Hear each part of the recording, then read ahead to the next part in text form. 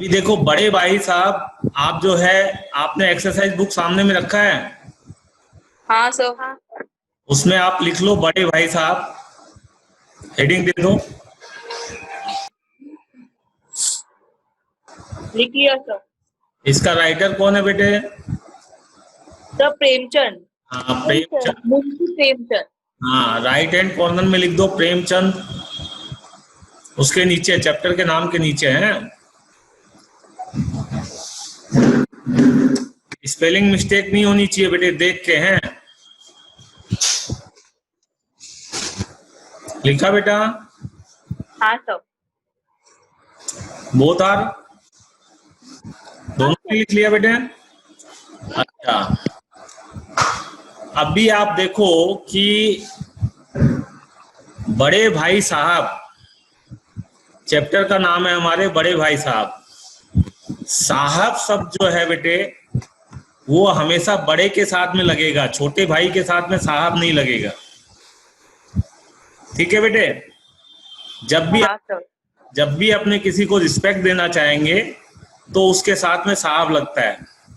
छोटे भाई को रिस्पेक्ट नहीं, छोटे भाई को नाम से कॉल आउट किया जाता है बेटा। ठीक है ना? और बड़े भाई साहब, साहब एक्चुअल में उर्दू का वर्ड है ये, लेकिन हिंदी में भी अप्लाई किया जाता है। आजकल हम लोग जो बोलते हैं, हम लोग जो काम में लेते हैं, हम लोग बोलते हैं भैया या भाई जी, ये हम लोग सब काम में लेते हैं। ठीक है ना? और जैसे बच्चे लोग आपस में तुम लोग बात करते हो तो कभी कभी क्या है, छोटे भाई को कोई भी चीज के लिए मतलब प्रेसाइज करने के लिए बोल सकते हो, ओ भाई साहब सुन, ऐसा मत करना, समझे ना, टोंट कसने के लिए। अदरवाइज छोटे भाई के सामने में साहब नहीं लगाया जाता बेटा। क्लियर? हेलो? क्लियर? हाँ, अब हम इसको चैप्टर को रीड करते हैं बेटा। हैं, मेरे भाई साहब मुझसे 5 साल बड़े लेकिन केवल 3 दर्जे आगे। बड़ा भाई कितना बड़ा था? 5 साल। 5 साल, लेकिन केवल 3 दर्जे आगे। दर्जे मीन्स यहाँ पे क्या है बेटा? क्लास, कक्षा। दर्जे मीन्स क्लास। तो बड़ा भाई और छोटा भाई दोनों में 3 क्लास का डिफरेंस था। ठीक है बेटे? अगर छोटा भाई 1 में था तो बड़ा भाई 4 में था, छोटा भाई 5 में था तो बड़ा भाई 8 में था। 3 क्लासेस का डिफरेंस था। ठीक है ना? अच्छा, उन्होंने भी उसी उम्र में पढ़ना शुरू किया था। इसका सेंस क्या है बेटा? मतलब सर जब जिस टाइम पे, जिस ईयर में उसने स्टार्ट किया छोटे भाई ने, उसी सेम ईयर में बड़े भाई ने भी स्टार्ट किया। दोनों ने शिक्षा एक साथ स्टार्ट की। No no no no no, not year. Sir classes अलग था। सेम उम्र में। आज मान लो आपके पापा ने आपको 4 साल की उम्र में केजी में भर्ती किया, तो आपके बड़े भाई जो है उनको भी केजी में जब भर्ती किया था उस टाइम पे वो 4 साल के ही थे। इसका सेंस ये है बेटा। क्लियर? सर एक बार फिर से बोलिए। अगर आपको आपके पापा ने केजी में 4 साल के जब आप थे उस टाइम पे भर्ती किया, तो आपके बड़े भाई को भी केजी में जब भर्ती किया उस टाइम पे वो 4 साल के ही थे। मतलब दोनों की पढ़ाई जिस टाइम पे शुरू हुई उस टाइम पे एज दोनों की समान थी। क्लियर? अभी भी क्लियर नहीं हुआ तो बोलो बेटे। सर एज कैसे समान हो सकते हैं? वो तो दोनों में तो एज का डिफरेंस है ना। अरे डिफरेंस है, लेकिन आज मान लो कि आपके बड़े भाई को 3 साल पहले जो है एडमिट किया है स्कूल में। ठीक है बेटे? 3 साल पहले एडमिट किया, केजी में भर्ती किया, तो केजी में कौन सी क्लासेस में लेते हैं? ये किस एज में लेते हैं? 4 साल की एज में लेते हैं। तो आज के 3 साल पहले या 5 साल पहले, जैसे यहाँ 5 साल का डिफरेंस है एज का, तो 5 साल पहले जब बड़े भाई को एडमिट किया गया था स्कूल में उस टाइम पे वो 4 साल के थे। ठीक है? और अब छोटे भाई को भी जब आज एडमिट कर रहे हैं तो आज वो 4 साल का है, इसीलिए ना 5 साल का गैप हुआ बेटा। हाँ हाँ क्लियर? भाई दोनों की पढ़ाई समान उम्र में शुरू हुई, तभी ना आज जो है 3 क्लासेस का डिफरेंस है, 5 साल का गैप है। समझ में आया? भाई आज अगर आपको 4 साल की उम्र में केजी में भर्ती किया गया, तो आपका बड़ा भाई भी जिस समय वो 4 साल का था, उस समय उसे केजी में भर्ती किया गया था। क्लियर हुआ बेटा? नहीं हुआ तो अभी हेजिटेट मत करो। हो गया हो गया हो गया? दोनों को समान एज में भर्ती किया गया था, एक को 5 साल पहले किया गया था, एक को 5 साल बाद में किया, क्योंकि 5 साल का एज गैप है। ठीक है? अब वो जो है क्लासेस का जो गैप बनाया, कैसे बनाया वो अपने आगे चलते हैं। देखो, उन्होंने भी उसी उम्र में पढ़ना शुरू किया था जब मैंने शुरू किया, लेकिन तालीम जैसे महत्व के मामले में वह जल्दबाजी से काम लेना पसंद नहीं करते थे। तालीम मीन्स बेटा सर, यहाँ पे शिक्षा मतलब शिक्षा। तालीम मीन्स शिक्षा। देखो मेरे इस लिखा हुआ है, हाँ सर, मेरे लैपटॉप में देखो आप, इसके ऊपर में लिखा हुआ है शिक्षा। हाँ सर, दिखाई दे रहा है? हाँ सर। वो बड़े जो थे ना, वो थोड़े सुस्त थे। वो क्या है कि पढ़ाई के मामले में बहुत स्पीड से आगे जाना नहीं चाहते थे। उनका कुछ नेचर ऐसा था कि वो थोड़ा स्लो स्टडी करना चाहते थे। ठीक है? तो तालीम से महत्व है के मामले में वह जल्दबाजी से काम लेना पसंद नहीं करते थे। पढ़ाई के मामले में उनको जल्दबाजी पसंद नहीं थी। क्यों पसंद नहीं थी? क्योंकि वो थोड़े से दिमाग से कमजोर थे, इसलिए उनको पसंद नहीं थी। आगे आएगा तो आपको समझ में आएगा बेटा। इस भवन की बुनियाद खूब मजबूत डालना चाहते थे।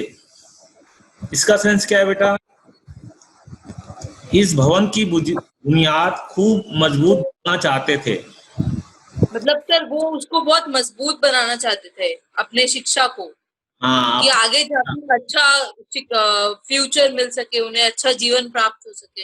अपने कोई भी बिल्डिंग जब कंस्ट्रक्ट करते हैं बेटा, तो उसकी सबसे पहले बुनियाद डाली जाती है।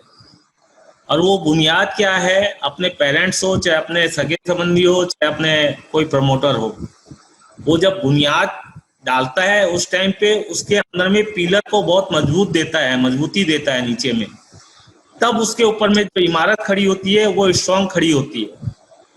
तो उसके लिए वो जो बुनियाद डालते हैं उस टाइम पे अगर कमजोरी रह जाए, तो वो जो बिल्डिंग इमारत जो खड़ी होती है उसके ऊपर, उसके अंदर लॉन्जेविटी नहीं रह जाती।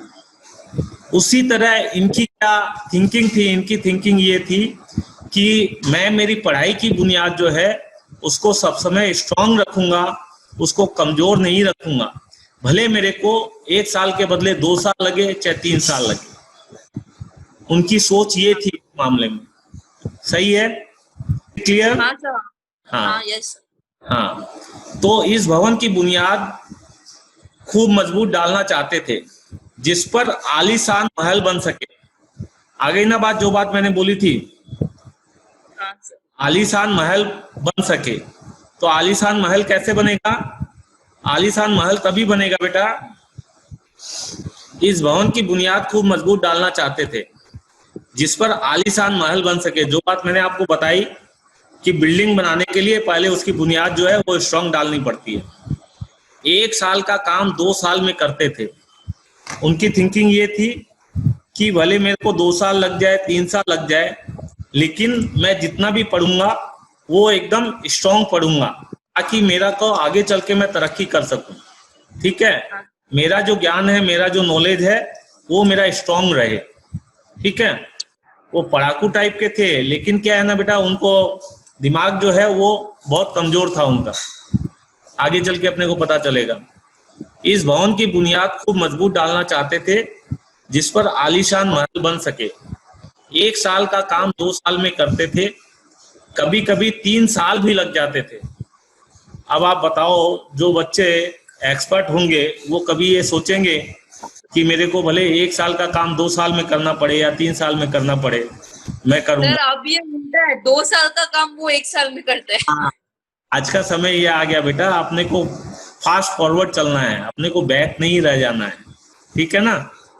तो हमें कोई भी काम करना है वो ऐसे करना है कि हम जो है कम से कम दुनिया से बैक नहीं रहे। जो उसके छोटे भाई है, जो हमारे लेखक की सोच है, वो आगे बताया जाएगा। तो कभी कभी 3 साल भी लग जाते थे। बुनियाद ही पुख्ता ना हो तो मकान कैसे पायेदार बने। पायेदार से मतलब है यहाँ पे स्ट्रांगनेस से, ठीक है ना, स्ट्रेंथ से। पायेदार से मतलब है कि आज मान लो कि कोई भी व्यक्ति है या इमारत है या कुछ भी चीज है जिसकी बुनियाद ही कमजोर होगी। आज कोई भी व्यक्ति है, उसके पैरों में शक्ति ही नहीं रहेगी, तो वो चलेगा कैसे और लॉन्ग टाइम कैसे चल पाएगा, दौड़ कैसे पाएगा। तो वही चीज है कि कोई भी मकान बनाओ या अपने पढ़ाई की शिक्षा की इमारत को खड़ी करें, वो इमारत जब तक स्ट्रांग नहीं होगी तब तक आगे जाके अपने तरक्की नहीं कर पाएंगे। ठीक है बेटा। हाँ सर। हाँ, बुनियाद ही पुख्ता ना हो तो मकान कैसे पायेदार बने। मैं छोटा था, अब लेखक बोल रहे हैं, मैं छोटा था। लेखक कौन है इस चैप्टर के? प्रेमचंद। हाँ, छोटे भाई। हम लोग हिंदी में कहते हैं बेटा, अगर दूसरे को अपने रिस्पेक्ट देंगे तो अपने को रिस्पेक्ट मिलेगा। तो जब भी अपने लेखक का नाम लेंगे या लिखेंगे तो उनके साथ में जी लगाएंगे, ठीक है। प्रेमचंद जी, ठीक है बेटे। Is it clear? अगर आपको हिंदी में 100 में 100 मार्क्स लाने हैं बेटा, तो अपने को छोटी छोटी गलतियों का ध्यान देना होगा, ठीक है। तो जब भी अपने बोलेंगे, इसके लेखक कौन थे? लेखक थे प्रेमचंद जी, ठीक है। हाँ, आज अपने पापा को, चाचा को, जिनका भी अपने नाम लिखते हैं उनके सामने जी लगाते हैं ना। हाँ सर। जी मतलब क्या है? उनको रिस्पेक्ट देना होता है बेटा। तो अपने दूसरे को रिस्पेक्ट देंगे तो अपने को भी रिस्पेक्ट मिलेगा। यहाँ रिस्पेक्ट देने से मतलब है कि अगर अपने रिस्पेक्ट देंगे तो अपने को पूरा मार्क्स मिलेगा, समझे? हाँ हाँ। मैं छोटा था, वह बड़े थे। मेरी उम्र 9 साल की थी, वह 14 साल के थे। दोनों भाइयों में एज गैपिंग क्या थी बेटा? सर 5 साल। सर 5 साल की थी। हाँ, बड़ा भाई 14 साल का था और छोटा भाई 9 साल का था, ठीक है बेटा। उन्हें मेरी तंबीह और निगरानी का पूरा और जन्म सिद्ध अधिकार था। किसे किसे अधिकार? सर वो बड़े भाई को। हाँ, बड़े भाई को। यहाँ तंबीह जो है, ये तंबीह की एक उर्दू का शब्द है बेटा। ये तंबीह का माने होता है डांट डपट, माने बड़े भाई को उनको डांटने का भी अधिकार था और उसी तरह उनकी निगरानी का भी पूरा जन्म सिद्ध अधिकार था। ये दोनों छोटे भाई और बड़े भाई दोनों हॉस्टल में रह के पढ़ा करते थे बेटा। इनके मम्मी पापा, पेरेंट्स जो है वो दूसरी जगह रहते थे। ये दोनों भाई वो जो है हॉस्टल में रह के पढ़ा करते थे। तो चूंकि बड़ा भाई जो है वो 5 साल बड़ा था, इसलिए वो छोटे भाई के ऊपर में बहुत अधिकार जमाता था और जो है उनको सब समय डांटते डपटते रहता था ताकि वो ज्यादा शैतानी न करे। हाँ सर। और मेरी शालीनता इसी में थी कि उनके हुक्म को कानून समझूं। ये कौन बोल रहा है? सर ये छोटा भाई बोल रहा है। हाँ, छोटा भाई बोल रहा है, यानी कि लेखक बोल रहे हैं। लेखक बोल। हाँ, ये लेखक बोल रहे हैं कि मेरी शालीनता इसी में थी। शालीनता मतलब बड़ा। सर समझदार। हाँ, समझदारी इसी में थी, बड़प्पन इसी में था कि मैं उनके हुक्म का जो है उसको कानून समझूं या उनको आशीर्वाद समझूं या उनकी इज्जत करूं। ठीक है बेटे? हाँ हाँ सर। हाँ, सही समझ में आ रहा ना बेटा? कोई तकलीफ नहीं है? हाँ हाँ सर, नहीं नहीं सर। अच्छा, अब नेक्स्ट पैरा में चलते हैं अपने। वह स्वभाव से बड़े अध्ययनशील थे। अध्ययनशील थे मतलब सर जो बहुत स्टडी पे फोकस करते हैं। स्टडी पे फोकस करते हैं, मतलब पढ़ना चाहते हैं या पढ़ते रहते हैं रेगुलर, जिनकी पढ़ने की इच्छा बनी रहती है सब समय। अध्ययनशील माने पढ़ने में ध्यान देने वाले, पढ़ाई लिखाई में ध्यान देने वाले। ठीक है? हाँ सर। अध्ययनशील माने not the expert one, he is not the expert one, but क्या है, उनको पढ़ना अच्छा लगता था, वो पढ़ाई में ध्यान देते थे। ठीक है बेटा? तो वह स्वभाव से बड़े अध्ययनशील थे, हरदम किताब खोले बैठे रहते और शायद दिमाग को आराम देने के लिए कभी कॉपी पर, किताब के हाशिए पर चिड़ियों, कुत्तों, बिल्लियों की तस्वीरें बनाया करते थे। छोटे बच्चे जैसे कॉपी के निचले हिस्से में या किताब के निचले हिस्से में हाशिए पर लिख रहा है, किताब के हाशियों पर। हाशिया मतलब है बेटा कि किताब या कॉपी के नीचे में जो एक छोटा सा 2 इंच की जो जगह रहती है ब्लैंक, ठीक है ना? हाँ सर। ये जैसे किताब के नीचे में जो यहाँ पे है आपके, ठीक है ना, उसको हाशिए बोला जाता है। तो उसके ऊपर में जो है आपके, वो बैठे बैठे जब थक जाते थे, हरदम किताब खोल के बैठे रहते थे, बैठे बैठे जब थक जाते थे तो शायद दिमाग को आराम देने के लिए कभी कॉपी पर, किताब के हाशियों पर चिड़ियों, कुत्तों, बिल्लियों की तस्वीरें बनाया करते थे। क्या बनाया करते थे? कुत्ते, बिल्लियों, इन लोग की तस्वीरें। हाँ, कुत्ते, बिल्ली या चिड़ियों की तस्वीरें बना करके अपना मन बहलाया करते थे। फिर आगे, कभी कभी एक ही नाम या शब्द या वाक्य 10-20 बार लिख डालते। ऐसे होता है ना, बच्चे बैठे बैठे जो है कुछ न कुछ लिखते रहते हैं। हाँ सर। ये जैसे कुछ न कुछ लिख दिया है ना,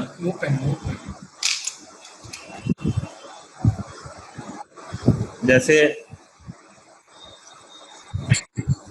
हाँ सर। ऐसे कुछ न कुछ लिखते रहते थे। हाँ समझे?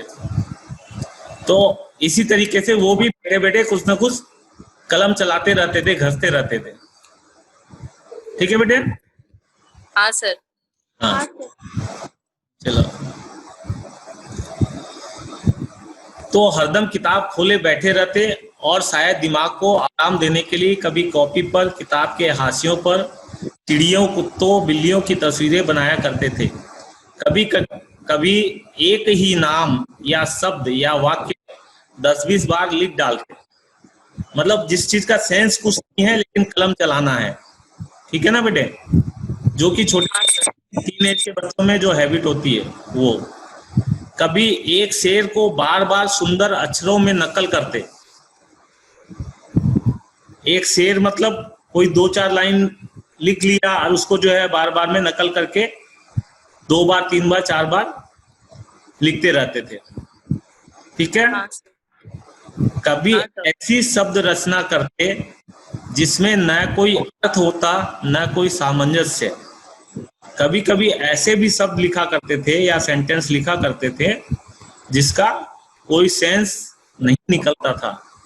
दूसरे व्यक्ति को, देखने वाले को ये लगता था कि ये क्या लिख रहे हैं, इसका कोई सेंस ही नहीं निकलता है। लेकिन लिखने वाला व्यक्ति वो अपने आप में जो है वो खोया रहता है और लिखता रहता है। ठीक है बेटे? हाँ सर। हाँ, तो कभी एक शेर, देखो क्या है,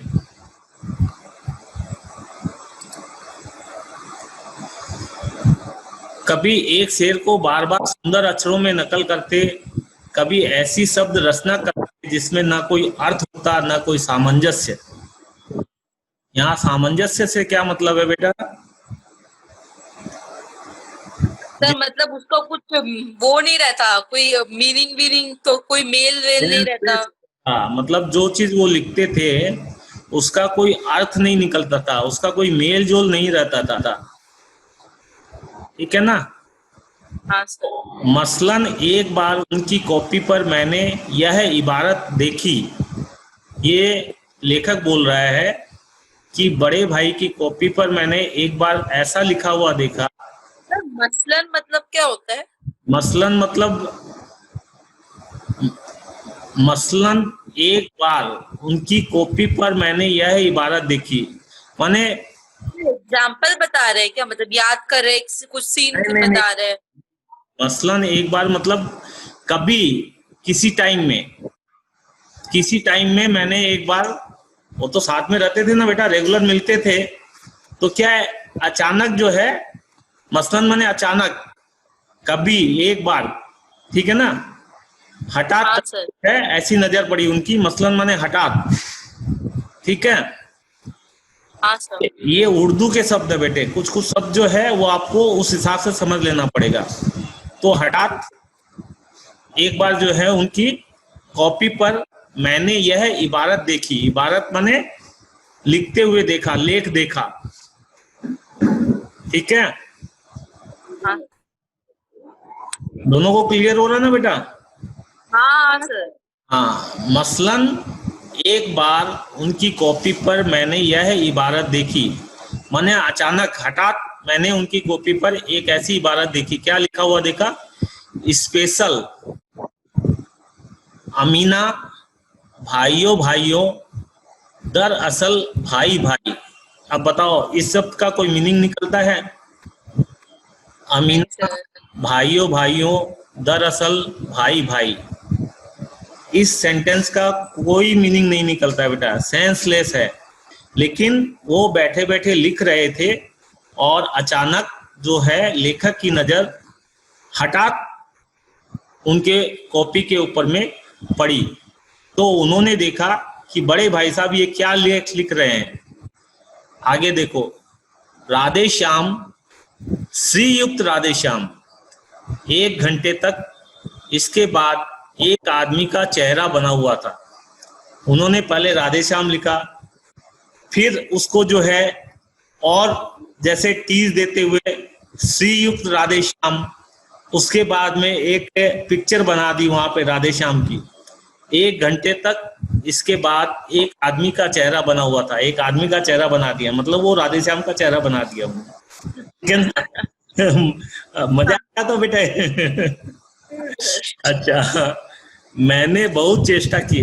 जो व्यक्ति दिन भर किताब खोल के बैठा रहेगा बेटा और यह दिखाएगा कि मैं देखो कितना पढ़ता हूँ, मैं सारे दिन पढ़ता रहता हूँ, तो वो क्या है, उसको अपने लोग बोलते हैं किताबी कीड़ा।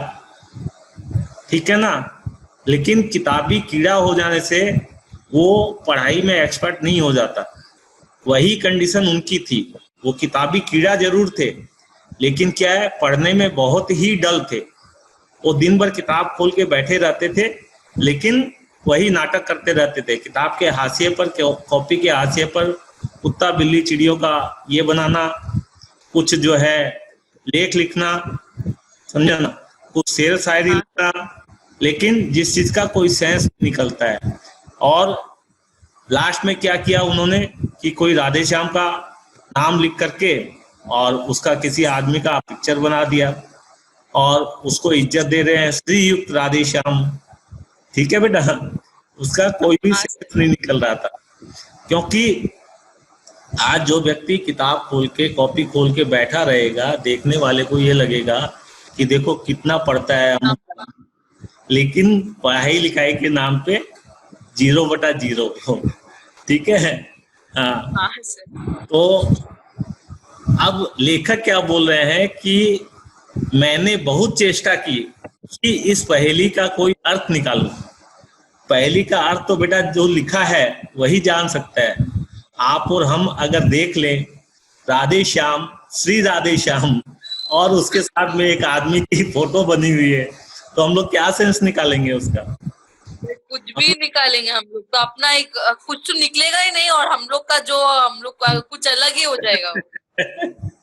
तो हम लोग का दिमाग और खराब हो जाएगा। छोड़ो यार, जाने दो। ठीक है ना। तो वही लेखक ने किया।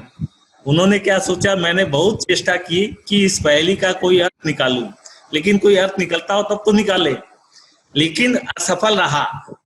असफल होना ही था, असफल रहे और उनसे पूछने का साहस न हुआ।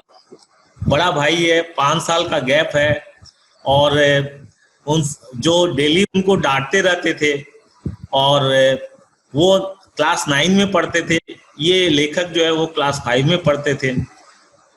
4 क्लास का गैप था और एज में 5 साल का गैप था, ठीक है ना।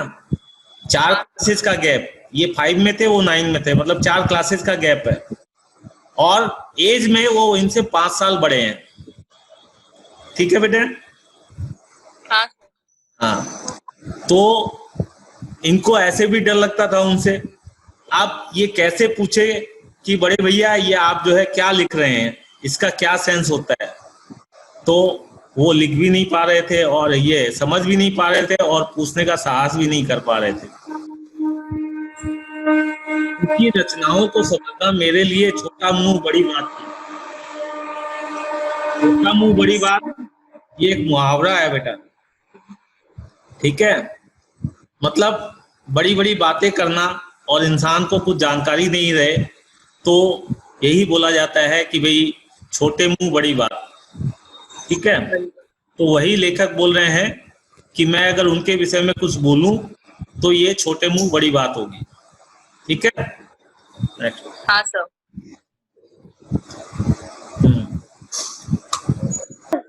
हाँ, आपका हाँ क्लियर है ना बेटा। आप जब भी थक जाओ या कोई भी जिज्ञासा मन में रहे, आप हमसे जरूर पूछना बेटा, ठीक है। क्योंकि हिंदी एक ऐसा सब्जेक्ट है, इसके शब्दों की जानकारी अगर हमें नहीं होगी तो हमारा इंटरेस्ट बना नहीं रहेगा बेटा, और जब इंटरेस्ट बना नहीं रहेगा तो हमें मजा नहीं आएगा पढ़ने में, ठीक है ना बेटा। हाँ, अब लेखक आगे क्या बोल रहे हैं, मेरा जी पढ़ने में बिल्कुल न लगता था, क्योंकि लेखक जो है वो थोड़े नॉटी थे, वो ज्यादा पढ़ाकू टाइप के नहीं थे, ज्यादा पढ़ने में ध्यान नहीं देते थे, लेकिन उनका ब्रेन जो है बहुत ही शार्प था। तो मेरा जी पढ़ने में बिल्कुल न लगता था, 1 घंटा भी किताब लेकर बैठना पहाड़ था। देखो, बड़ा भाई जो है वो दिन भर किताब खोल के बैठा रहता था और छोटा भाई जो है वो पूरा उल्टा। हाँ, पूरा उल्टा। 1 घंटे भी जो है वो किताब खोल के नहीं बैठते थे, लेकिन जब फाइनल एग्जाम होती थी उस टाइम पे रैंक उनका टॉपर में होता था, फर्स्ट रैंक आते थे, और ये कक्षा में पास भी नहीं होते थे, उल्टे फेल हो जाते थे। अभी सुनो आप आगे। 1 घंटा भी किताब लेकर बैठना पहाड़ था, मौका पाते ही हॉस्टल से निकलकर मैदान में आ जाता। जैसे ही लेखक को मौका मिलता वो क्या करते कि जो है किताबें करके हॉस्टल के मैदान, हाँ, और कभी कंकरियां उछालता, कभी कागज की तितलियां उड़ाता, और कहीं कोई साथी मिल गया तो पूछना ही क्या। कंकरियां उछालता मतलब सर वो जो कंकड़ होता है ना, वो जो पत्थर का जो छोटा छोटा जो स्टोन होते हैं ब्लैक टाइप के, ठीक है ना, स्टोन चिप्स बोलते हैं इंग्लिश में उसको, तो वो कंकरिया उसी को बोलते हैं। वो उछालता ऐसे ऐसे करके जो है 5-7 तो कंकरी हाथ में ले लिया और ऐसे ऐसे उछाल करके खेल रहे दोनों हाथों से, ठीक है ना। और कभी जो है कागज की तितलियां उड़ाता। तितलियां तो आप लोगों ने भी उड़ाई होगी। हाँ सर, हमने भी उड़ाई थी बेटे छोटे में। हम लोग तो क्या है ना, उसको एरोप्लेन बोलते थे, ऐसे जो है फूंक मार कर उड़ाते थे हवा में, वो एरोप्लेन जैसे ऐसे उड़ता था। तो वो तितलियां आप लोगों ने भी उड़ाई होगी, ठीक है ना। और सभी बच्चे उड़ाते हैं बेटा। और कहीं कोई साथी मिल गया तो पूछना ही क्या। तो कोई साथी मिल गया तो उस टाइम पे तो मौज हो गया, बस दोनों एक दूसरे के गले में बाएं डाले और मौज मस्ती करते हुए आगे बढ़ जाते थे। तो अब आगे क्या है, कभी कागज की तितलियां उड़ाता और कहीं कोई साथी मिल गया तो पूछना ही क्या। कभी 4 दीवारी पर चढ़कर नीचे कूद रहे हैं चार दीवारी पर। सेंस क्या है चार दीवारी पर? सर मतलब वो गेट या कुछ टेरेस पे चढ़ के, वो नहीं, जो दीवार वो के ऊपर चढ़ के, हॉस्टल के जो दीवार। चार दीवारी का मतलब है बेटा कि दो मकानों के बीच में जो बाउंड्री वॉल खींच दी जाती है, दो मकानों के बीच में या दो घरों के बीच में, दो घरों के बीच में आप कभी कभी देखेंगे कि अपने कैलकाटा में जैसे मकान एक दूसरे से सटे हुए होते हैं, तो वैसे ही आप कहीं कहीं देखोगे कि दो घरों के बीच में भी जो है एक बीच में दीवार खींच दी गई है, तो उसे बोलते हैं चार दीवारी। ठीक है ना? जो एक घर को दूसरे घर से जोड़ता है या एक मकान को दूसरे मकान से जोड़ता है, उसके बीच में जो दीवार खड़ी कर दी जाती है वो एक ईंटे की या दो ईंटा की दीवार रहती है, बाउंड्री वॉल जिसे बोलते हैं हम लोग इंग्लिश में। ठीक है ना बेटा? वो चार, जैसे मान लो कि आपका घर जो है अपना है और आपके पापा ने 4 कट्ठे में मकान बनाया है। अब 4 कट्ठे में जो मकान बनाया है, तो मकान तो पूरी रोड, ये क्या बोलते हैं, लैंड के ऊपर में एक साइड में बनेगा, लेकिन उस पूरी लैंड के चारों तरफ जो बाउंड्री टान दी जाती है उससे चार दीवारी करते हैं बेटा। ठीक है? यानी बाउंड्री वॉल, चार दीवारी मतलब एक दूसरे की जो है बाउंड्री वॉल के ऊपर में चढ़ के कूदना, वो जो है लेखक का इंटरेस्ट था उसमें कि भाई दीवारी पे चढ़ के कूदना, उछलना कूदना, ये सब करते थे। हाँ सर। हाँ, तो कभी चार दीवारी पर चढ़कर नीचे कूद रहे हैं, कभी फाटक पर सवार। जैसे आप देखोगे कि बड़ी बड़ी बिल्डिंगों का जो मेन गेट होता है वो बहुत बड़ा सा गेट होता है, और वो ऐसे क्या है, ऐसे ऐसे खुलता और बंद होता है ऐसे। तो उसको जो है मतलब उसके ऊपर में गेट के पास में चढ़ गए, अंगूठे से या अंगुली के सहारे चढ़ गए और चढ़ करके उसको जो है ठेल रहे हैं, तो जैसे झूला झूलते हैं ना, वैसे स्विंग वो होने लग जाता है आगे पीछे।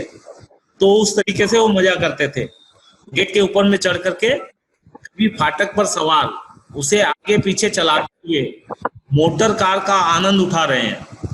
वो जब फाटक पे चढ़ के इंसान, बच्चे जब घूमते हैं तो मजा लेते हैं, तो ऐसे लगता है जैसे गाड़ी में बैठ करके मजा ले रहे हैं। ठीक है ना बेटा? हाँ सर। वो मोटर कार का आनंद उठा रहे हैं, गेट पे चढ़े हुए हैं, लेकिन उन्हें आनंद क्या आ रहा है, जैसे कार पे चढ़े हुए हैं। लेकिन कमरे में आते ही भाई साहब का वह रुद्र रूप देखकर प्राण सूख जाते। बाहर खेल कूद रहे हैं, मस्ती कर रहे हैं, तब तक तो ठीक है, लेकिन जब घर में आना है तो घर में आते के साथ में, आने के पहले, घर में घुसने के पहले उनको इतना डर लगता था कि जैसे ही घर में जाएंगे वैसे ही बड़े भाई का रुद्र रूप, माने गुस्सैला रूप, गुस्से में, ठीक है ना, तमतमाता हुआ चेहरा, गुस्सा वाला चेहरा, तो कमरे में आते ही भाई साहब का वह रुद्र रूप देखकर प्राण सूख जाते। मतलब जैसे ही वो हॉस्टल के रूम में आते थे, बड़े भाई उनके ऊपर में सब समय गुस्सा करते थे। क्या गुस्सा करते थे वो आगे बताएंगे आपको। उनका पहला सवाल यह होता था, कहाँ थे? मतलब कभी भी बड़े भाई उसको छोड़ते नहीं थे लेखक को। वो जब भी बाहर से खेल कूद करके, मौज मस्ती करके रिटर्न हॉस्टल में आते थे, तो उनसे यही क्वेश्चन किया जाता था, कहाँ थे? वो भी मतलब टेम्परामेंट में, कहाँ थे अभी तक? क्वेश्चन मार्क दिया हुआ, देखो कहाँ थे, क्वेश्चन मार्क है, क्वेश्चन मार्क, अभी तक कहाँ थे, क्या कर रहे थे आप? क्वेश्चन मार्क का मतलब सेंस होता है, क्या कर रहे थे?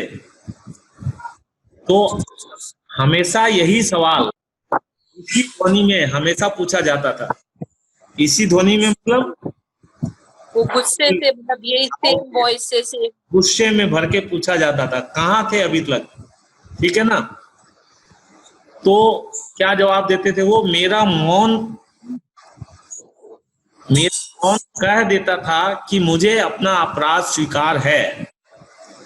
जब भाई पूछते, बड़े भाई साहब पूछते थे उससे कि कहाँ थे, तो वो शांत रह के, मौन रह के, चुपचाप चुप्पी धारण करके जो है अपने रूम में घुस जाते थे। और यहाँ क्या बोल रहे हैं लेखक कि मेरा मौन रह जाना, मेरा मौन कह देता था, मतलब उसका सेंस ये होता था, बड़ा भाई समझ जाता था कि मुझे अपना अपराध स्वीकार है, कि अभी तक हमने जो गलती की है खेल कूदने की या शैतानी करने की, वो मुझे स्वीकार है, मुझे उससे इनकार नहीं है। ठीक है ना बेटा? मतलब सर उसका मौन रहना है वो एक जवाब था कि हाँ मतलब वो तो एक्सेप्ट कर मौन लिया, रहना ही जवाब था, क्योंकि बड़े भाई के सामने वो जवाब देना बोल नहीं पाता। ही करते थे, और जवाब देते तो बड़े भाई को और ज्यादा गुस्सा आ जाता। इसलिए उनकी सोच यह थी कि अगर मैं चुप हूं, अगर मैं शांत हूं, तो मेरा मौन रहना ही अपने आप में जवाब बड़े भाई को मिल जाता है। ठीक है बेटा? हाँ अच्छा, सर। और भाई साहब के लिए उसके सिवा और कोई ही इलाज न था। आ गया ना बात? कि बड़े भाई इतने गुस्से में बात करते थे ना बेटा, कि उनके लिए चुप रहना ही अच्छा था, इसके सिवा जो है दूसरा कोई इलाज नहीं था उनके लिए। कि स्नेह और रोष से मिले हुए शब्दों में मेरा सत्कार करे। स्नेह मतलब प्यार, ठीक है ना, और रोष माने गुस्सा, सत्कार करे माने आव भगत करे। ठीक है? जो मैं शब्द बताता हूँ बेटा वो शब्द आप लोग लिखते जाना, ठीक है ना? हाँ सर। हाँ, सत्कार करे माने आव भगत करे, मतलब जैसे ही वो घूम करके या खेल कूद के वापस आते थे, उस टाइम पे बड़े भाई जो है वो प्यार से और गुस्से से उनका इस प्रकार से स्वागत करते थे, सत्कार करते थे। इसके अलावा दूसरा कोई चारा नहीं था उनके पास में। Clear? Yes sir. Yes sir. अब आगे चलते हैं अपने। इस तरह अंग्रेजी पढ़ोगे तो जिंदगी भर पढ़ते रहोगे और एक हर्फ ना आएगा। इस तरह अंग्रेजी पढ़ोगे तो जिंदगी भर पढ़ते रहोगे और एक हर्फ ना आएगा। अंग्रेजी पढ़ना कोई हंसी खेल नहीं है कि जो चाहे पढ़ ले, नहीं एरा गेरा नत्थु खेरा, सभी अंग्रेजी के विद्वान हो जाते। ये कौन कह रहा है, किससे कह रहा है बेटा? सर वो बड़े भाई अब लेखक प्रेमचंद जी से कह रहे हैं। हाँ, बड़े भाई साहब अपने छोटे भाई लेखक प्रेमचंद जी से कह रहे हैं। क्या कह रहे हैं? कि अंग्रेजी जो पढ़ते हैं, अंग्रेजी जो पढ़ोगे ना आप, वो अंग्रेजी पढ़ना इतना आसान नहीं है। एक हर्फ ना आएगा, मतलब हर्फ मतलब एक शब्द, एक सेंटेंस की भी जानकारी आपको नहीं होगी, एक शब्द की भी जानकारी आपको नहीं हो पाएगी। अंग्रेजी पढ़ना जो है इतना आसान नहीं है। क्यों आसान नहीं है? इस तरह अंग्रेजी पढ़ोगे तो जिंदगी भर पढ़ते रहोगे। मतलब वो बता रहा है कि जिस नेग्लिजेंसी से तुम पढ़ रहे हो, लेखक को बड़े भाई जिस नेग्लिजेंसी से, यानी तुम घंटे 8 घंटे जो दिन भर में पढ़ाई करते हो, उस तरीके से अगर तुम पढ़ाई करोगे तो तुम अंग्रेजी जो है जिंदगी में सीख नहीं पाओगे। अंग्रेजी जो है सीखना इतना आसान नहीं है। ठीक है ना? और आप जो है एक भी शब्द अंग्रेजी का सीख नहीं पाओगे। अंग्रेजी पढ़ना कोई हंसी खेल नहीं है कि जो चाहे पढ़ ले। अगर हर कोई पढ़ लेता तो हर कोई विद्वान हो जाता। तो वही बता रहे हैं कि नहीं, एरा गेरा नत्थु खेरा, ये एक मुहावरा है बेटा, एरा गेरा नत्थु खेरा। इसको भी अंडरलाइन कर लो आप पेंसिल से, कि कोई भी अनजान व्यक्ति जो है वो अंग्रेजी के विषय में जानकारी नहीं कर सकता है, वो पढ़ के विद्वान नहीं हो सकता है। ठीक है? सभी अंग्रेजी के विद्वान हो जाते। अगर अंग्रेजी इतनी आसान होती तो बिना पढ़े कोई भी व्यक्ति जो है अंग्रेजी में विद्वान हो जाता। तो इसलिए पढ़ाई करो, और बिना पढ़े जो है अंग्रेजी जान लेना इतना आसान नहीं होगा आगे चल के। यहाँ रात दिन आंखें फोड़नी पड़ती है। अब अपनी बात बता रहे हैं। क्या बता रहे हैं, यहाँ रात दिन आंखें फोड़नी पड़ती है और खून जलाना पड़ता है, तब कहीं यह विद्या आती है। बड़े भाई बोल रहे हैं कि अगर अंग्रेजी सीखना है तो हम जैसे रात दिन आंखें फोड़ते रहते हैं, मतलब किताबों में आंख गड़ा के रखते हैं और खून जलाना पड़ता है। मतलब इंसान जब कंटिन्यू बैठा रहता है तो पसीना निकलता है बेटा, मेहनत करता है तो पसीना निकलता है, तो उसे ही खून जलाना बोलते हैं। ठीक है ना? हाँ सर। हाँ, तब कहीं यह विद्या आती है। और आती क्या है? हाँ, कहने को आ जाती है। बड़े बड़े विद्वान भी शुद्ध अंग्रेजी नहीं लिख सकते।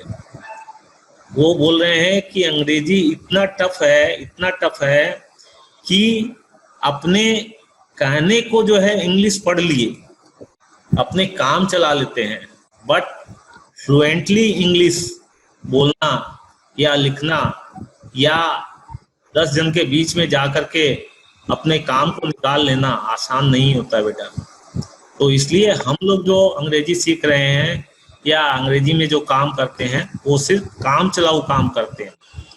तो बोल रहे हैं कि बड़े बड़े विद्वान भी शुद्ध अंग्रेजी नहीं लिख सकते। Is it true?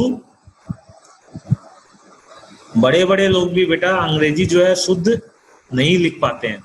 और हम लोग के बंगाल में तो जहाँ अंग्रेजी में इंसान अटका वहाँ बंगला में आ जाता है, और जहाँ बंगला में अटका वहाँ हिंदी में आ जाता है। तो हमारी लैंग्वेज चलती है। हाँ हाँ, इट शुड बी डन। पूरा मुश्किल रहता है। हाँ, it should be done, but देखुन এই কাজটা এরম না, अरे ऐसे नहीं, ऐसे करिएगा आप। ठीक है ना? हाँ सर। इस हिसाब से लोग जो है अंग्रेजी को तोड़ मरोड़ के पेश करते हैं। तो तब कहीं यह विद्या आती है। और आती क्या है? हाँ, कहने को आ जाती है। बड़े बड़े विद्वान भी शुद्ध अंग्रेजी नहीं लिख सकते, बोलना तो दूर रहा। मतलब बोलेंगे क्या जब लिखना ही क्लियर नहीं आता तो बोलेंगे क्या बेटा? और मैं कहता हूं, तुम कितने घोंगा हो कि मुझे देखकर भी सबक नहीं लेते। मैं मेहनत करता हूं, यह तुम अपनी आंखों से देखते हो। अगर नहीं देखते तो यह तुम्हारी आंखों का कसूर है। अपने छोटे भाई जो है लेखक को समझा रहे हैं कि तुम कितने घोंगा हो। घोंगा मतलब वो सुन नहीं पा, देख नहीं पाता, नहीं सुन नहीं पाता, गूंगा जो बोल नहीं पाता। घोंगा एक जानवर होता है बेटा, शंख टाइप का एक जानवर होता है जो जमीन से सट के, गूंगा। हाँ, जो बरसात के दिनों में आपको देखने को मिलेगा। एकदम साइलेंट, जमीन से सट करके जो है चिपक के पड़ा रहता है एकदम से। उसके ऊपर में ऐसे शंख टाइप का कवर बना हुआ रहता है। ठीक है, उसे घोंगा बोला जाता है। घोंगा हिंदी में उसे घोंगा बोलते हैं। समझ में आ रहा है बेटा? हाँ सर। तो ये बड़े भाई जो है वो लेखक को ये बता रहे हैं कि तुम कितने घोंगा हो, मतलब तुम कितना जो है चुपचाप पड़ा रहता है, अंग्रेजी के विषय में तुम कुछ भी ध्यान नहीं देते हो, और तुमको मुझे देखकर भी जो है यह शिक्षा नहीं मिल पा रही है कि तुम देखो कि मैं किस तरीके से रात दिन लगा रहता हूँ पढ़ाई करने में। मतलब तुम मेरे को देख के भी इंस्पायर नहीं हो सकते हो कि इंस्पायर नहीं हो पा रहे हो और चेष्टा नहीं करते हो कि तुम्हें भी आगे बढ़ना है।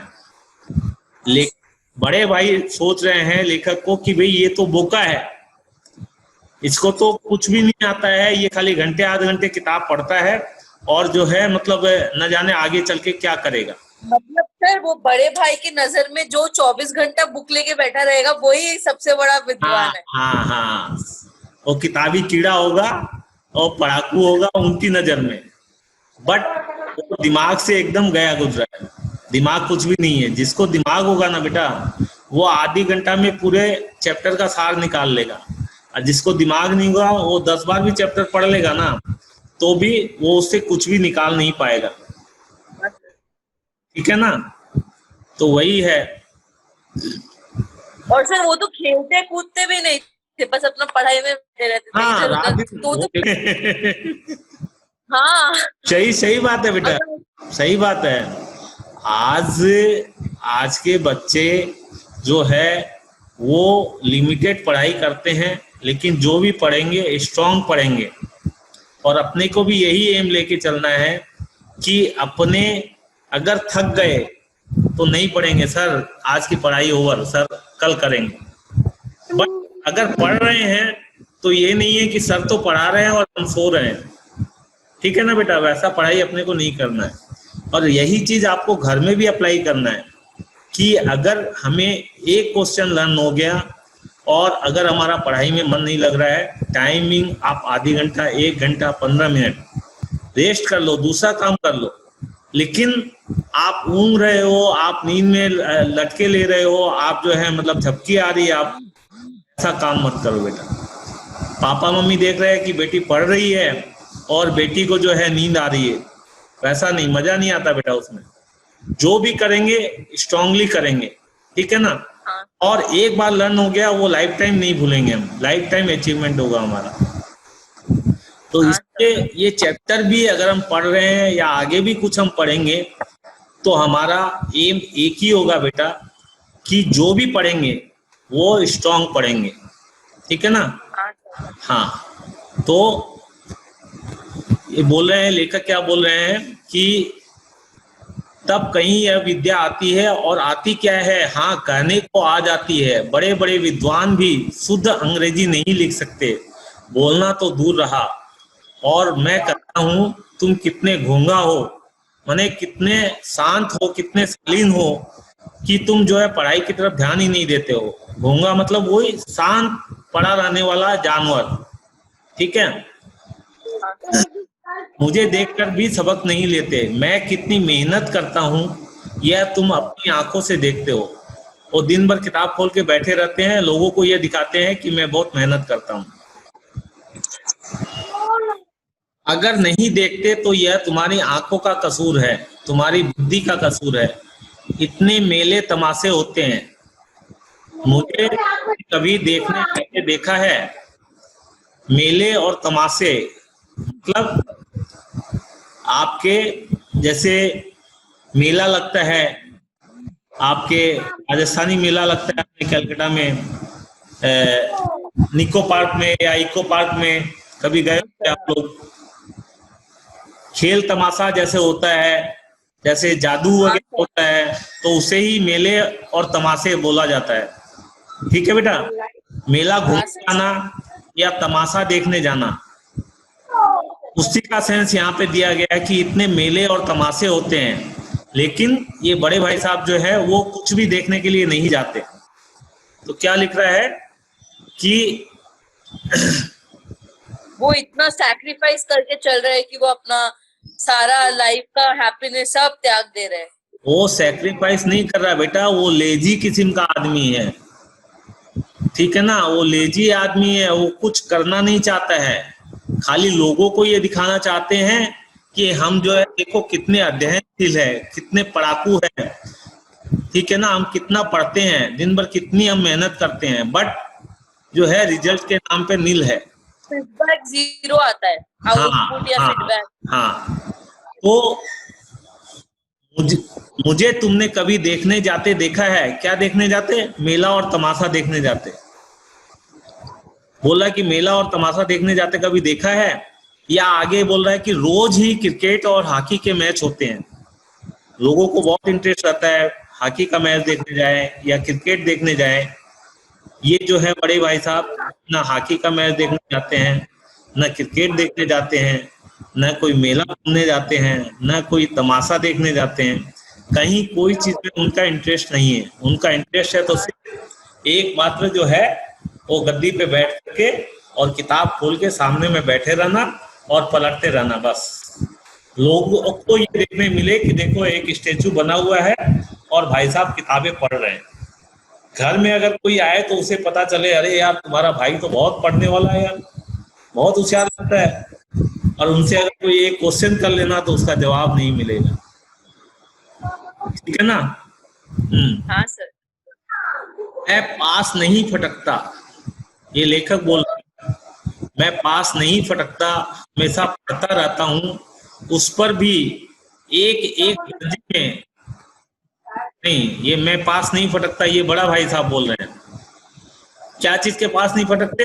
हॉकी और क्रिकेट मैच देखने के पास नहीं फटकते, या मेला तमाशा देखने के पास नहीं जाते, देखने नहीं जाते। मुझे तुमने कभी देखने जाते देखा है? रोज ही क्रिकेट और हॉकी मैच होते हैं, मैं पास नहीं फटकता, हमेशा पढ़ता रहता हूँ। सब समय बोलते हैं कि हमेशा पढ़ता रहता हूँ, उस पर भी एक एक दर्जे में 2-2, 3-3 साल पढ़ा रहता हूँ। मतलब कोई मेला मतलब सर अगर घूमने नहीं अगर वो जाते शायद हैं। इतना भी नहीं पढ़ते,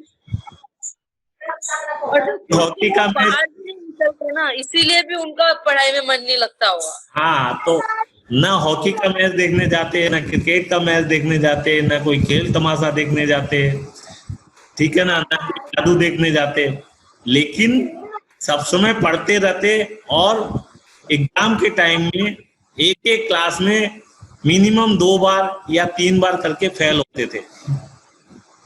तो ऐसा बड़ा भाई जो कि इतना पढ़ने वाला, इतना अध्ययनशील, क्या काम था आप बताओ मेरे। लेकिन लेखक है कि वो उनको जो है रिस्पेक्ट देने के लिए बाध्य है, क्योंकि बड़ा भाई है, उम्र में 5 साल बड़ा है, इसलिए वो उसे रिस्पेक्ट देने के लिए बाध्य है। ठीक है ना बेटा?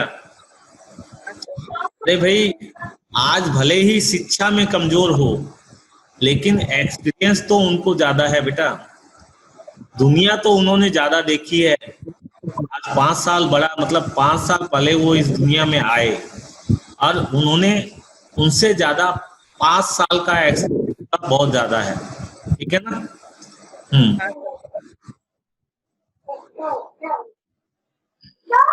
हमेशा पढ़ता रहता हूँ, उस पर भी एक एक दर्जे में 2-2, 3-3 साल पढ़ा रहता हूँ, मतलब 2 साल 3 साल करके जो है फेल होते हैं। फिर भी तुम कैसे आशा करते हो कि तुम यूं खेल कूद में वक्त गंवाकर पास हो जाओगे? ये लेखक से बड़े भाई बोल रहे हैं कि मेरे को देखो, जो मैं रात दिन पढ़ता रहता हूँ, फिर भी मैं 2 बार 3 बार करके फेल करता हूँ। तुम कैसे अपने आप को समझते हो कि तुम जो है ऐसे खेल कूद में तुम अपना जो वक्त गवाते हो, जो है टाइम वेस्ट करते हो, हैं, और तुम पास हो जाओगे? ऐसे वक्त जो है तुम समय का यूटिलाइज नहीं करके तुम पास हो जाओगे, खेल कूद में वक्त गवा के तुम पास हो जाओगे? कैसे तुम ये सोच सकते हो? ऐसा संभव नहीं है। बड़े भाई उसको छोटे भाई को समझा रहे हैं। लेकिन ये अच्छा ध्यान रखना बेटा कि जैसे अपना पढ़ना लिखना जरूरी है, वैसे ही खेल कूद भी जरूरी है, क्योंकि खेलने कूदने से दिमाग जो है वो पूर्ण रूप से विकसित हो जाता है, और इंसान की सोचने की शक्ति या याद रखने की शक्ति जो है ना, वो मजबूत होती है बेटा। तो इसलिए सिर्फ और सिर्फ खेलना ये भी गलत है, और सिर्फ बड़े भाई साहब के जैसे किताबें खोल के बैठे रहना वो भी गलत है। ठीक है ना? तो दोनों चीज का मैच करके, दोनों चीज का यूटिलाइज होना जरूरी है। जिस तरीके से हमें खाना खाना जरूरी है, सोना जरूरी है, वैसे ही हमें पढ़ना भी जरूरी है, और पढ़ाई के साथ में खेलना कूदना भी जरूरी है। ठीक है ना? तो फिर भी तुम कैसे आशा करते हो कि तुम यूं खेल कूद में वक्त गवाकर पास हो जाओगे? मुझे तो 2 ही 3 साल लगते हैं। वो अपने आप के लिए क्या बोल रहे हैं, बड़ाई क्या कर रहे हैं कि मुझे तो 2-3 साल ही लगते हैं। तुम उम्र भर इसी दर्जे में पढ़े सड़ते रहोगे। लेखक को बड़े भाई साहब बोल रहे हैं कि अगर तुम ध्यान नहीं दोगे, नहीं पढ़ोगे, ऐसे ही वक्त को गवा दोगे, तो ध्यान रखना, मैं तो फिर भी 2-3 साल में पास हो जाता हूँ, तुम जो है उम्र भर, सारी उम्र जो है एक ही क्लास में पढ़े सड़ते रहोगे। क्योंकि वो तो एकदम भी नहीं पढ़ता लेखक के पॉइंट ऑफ व्यू से, लेखक सॉरी मतलब बड़े भाई के पॉइंट ऑफ, बड़े भाई के पॉइंट ऑफ व्यू से वो एकदम नहीं पढ़ता है, क्योंकि स्कूल से आने के साथ में वो बस्ता रख के जो है तुरंत खेलने कूदने में उसका दिल लगा रहता है, तुरंत दौड़ के चला जाता है मैदान में, हरी हरी घास में घूमना, और जो है वो गेट 4 दीवारी पे चढ़ के जो है इधर उधर कूदना, और वो क्या बोलते हैं कंक्रीट जो है वो उछाल के खेलना, और अगर यार दोस्त मिल गया तो उसके साथ में खेलना, ठीक है ना, वो उसकी रेगुलर की हैबिट है। ये सारी चीजें याद रखना बेटा आपको। लेखक कैसे खेलते हैं, वो जो है कंक्रीट को उछाल उछाल के खेलते हैं, चार दीवारी पे चढ़ के इधर से उधर कूदते हैं, और दोस्त मिल गया तो उसके साथ में जो है खेलने कूदने में मस्त हो जाते हैं, ठीक है ना। अच्छा,